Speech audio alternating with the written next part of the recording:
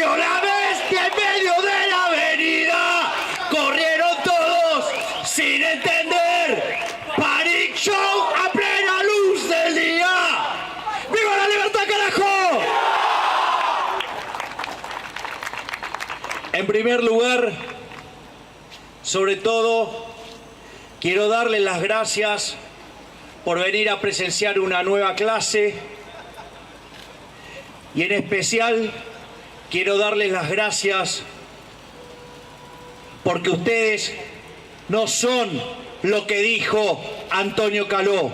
Ustedes son gente de bien, ustedes son gente de trabajo, ustedes son gente que se rompen el orto laburando, ustedes no son vagos, ustedes son liberales, ustedes creen en el fruto del trabajo propio, no creen en robarle a los otros, ustedes son parte de la revolución, ustedes van a cambiar a la Argentina.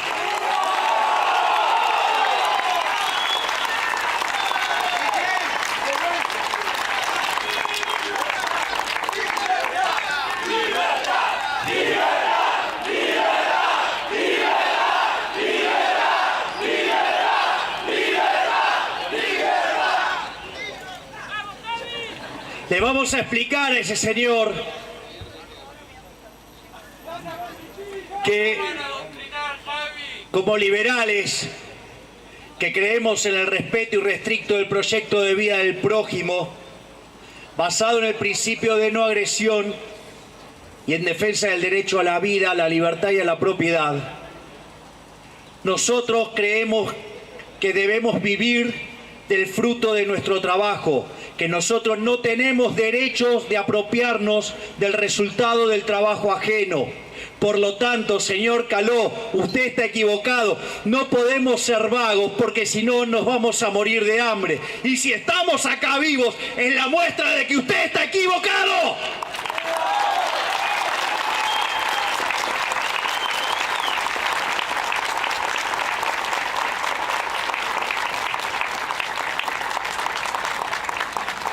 Por lo tanto, y más allá de estos preámbulos,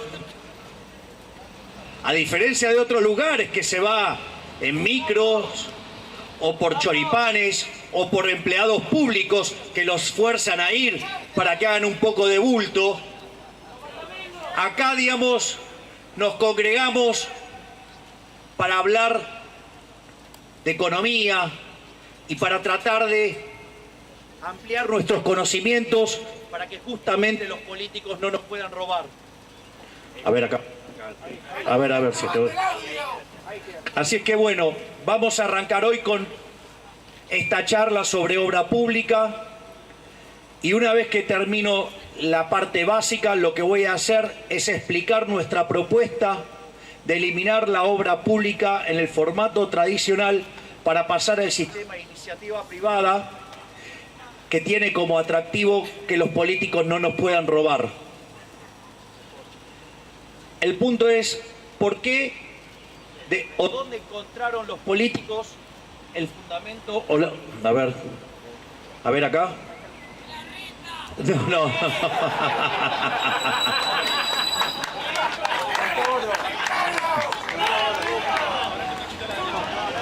Acá.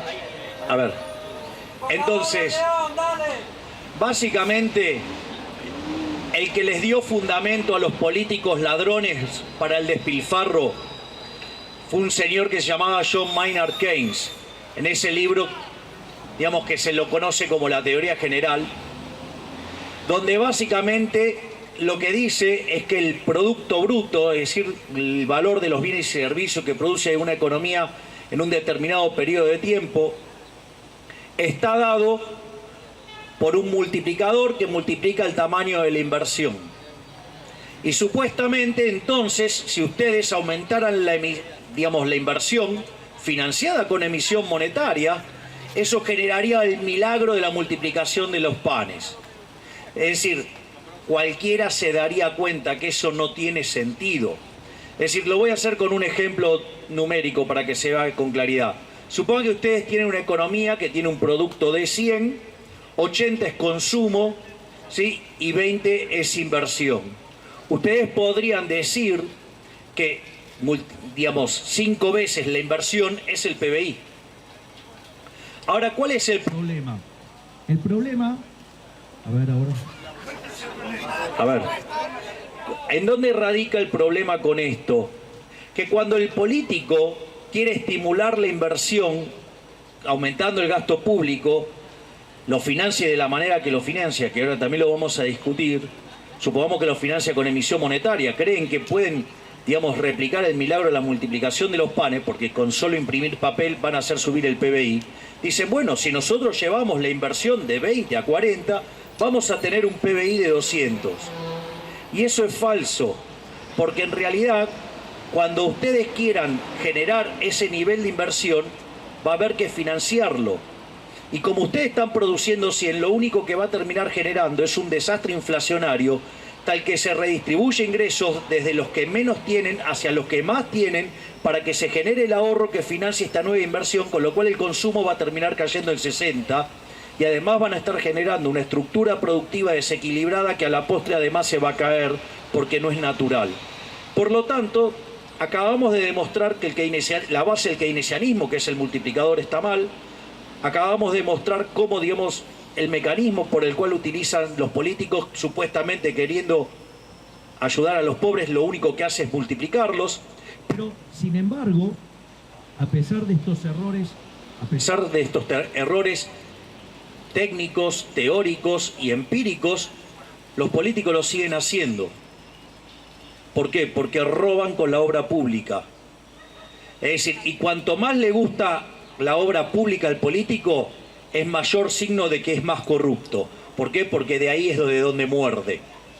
Entonces, lo que vamos a hacer ahora es un pequeño análisis de cómo funciona la idea de la obra pública, puesta en un contexto correcto, y después vamos a pasar a analizar nuestra propuesta de pasar a un régimen de iniciativa privada a la chilena.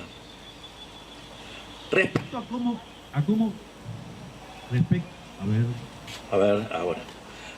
a cómo funciona, el punto es el siguiente: cuando ustedes quieren aumentar la obra pública, esa obra pública se tiene que financiar con algo. Entonces, por ejemplo, si ustedes lo financian con impuestos presentes, ¿qué es lo que van a estar haciendo? Van a estar castigando a las generaciones presentes, les van a estar quitando capacidad de consumo en otros bienes, y todo lo que ustedes terminen expandiendo con la obra pública lo van a estar contrayendo en otro sector de la economía. Por lo tanto, la ganancia en eso es neta, es nula. La otra alternativa es que ustedes lo financien con deuda. O sea, un mecanismo absolutamente inmoral, porque básicamente lo que ustedes están haciendo cuando toman deuda son lo que se llaman impuestos futuros. Por lo tanto, o sea, también, digamos, o sea, lo que van a estar haciendo es generar impuestos, pero van a estar generando impuestos sobre generaciones que quizás todavía no votan, o sobre generaciones que quizás ni siquiera nacieron. Por lo tanto, además es profundamente inmoral, porque ustedes le están pasando la cuenta de la joda de hoy a las generaciones futuras, con lo cual es absolutamente inmoral. Y la otra alternativa es financiarlo con emisión monetaria.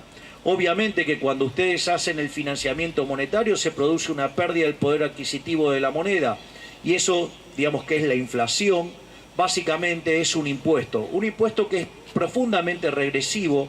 En el caso de Argentina, ese impuesto pega entre 25 y 30 veces más fuerte a los sectores más vulnerables de la economía. Por lo tanto, es altamente regresivo, y no solo le pega a los más vulnerables desde este lado, sino que además, como distorsiona el funcionamiento del sistema de precios, eso lo vimos en la clase de inflación. Fíjense que lo que es, la inflación es al sistema de precios lo que el ruido a una comunicación. Por lo tanto, cuanto más inflación haya, el sistema de precios va a funcionar peor y la economía va a funcionar peor, y vamos a tener un peor nivel de vida. Y eso también está cuantificado. En la época que Sturzenegger era presidente del Banco Central, se hizo una estimación de cómo pegaba la inflación en el crecimiento, y eso se obtuvo que era 1,58. ¿Esto qué quiere decir? Que si uno corrigiera eso en la historia monetaria argentina, hoy tendríamos que tener un PBI per cápita como el de Estados Unidos. Por lo tanto, este verso de la emisión monetaria, la inflación multicausal, la obra pública y todo este programa keynesiano, lo único que hizo a la Argentina es empobrecernos. Ustedes piensen que desde el año 1900 en adelante, nosotros arrancamos, si ustedes pusieran el PBI per cápita de Argentina en base 100 con el que tenía Australia, hoy respecto a Australia perdimos al tipo de cambio oficial un 75% y al paralelo 87,5%. Es decir, una situación verdaderamente escandalosa y decadente. Es más, en los últimos 120 años tuvimos 17 crisis y de esas 17 crisis, 15 tienen origen fiscal. ¿Sí? Es más, desde el año 50 en adelante, la mitad de los años vivimos en recesión, justamente por lo que es la política fiscal alocada que tiene Argentina. De hecho, de los últimos 120 años, en 110 tuvimos déficit fiscal. Es decir, que la única política persistente en Argentina y que nunca cambió es la política del déficit fiscal. Y por eso, de ser el país más rico del mundo, hoy al tipo de cambio paralelo estamos 120. Es decir, somos un país que está debajo de la mitad de la tabla. Es decir, somos un país que tiene destino de pobre.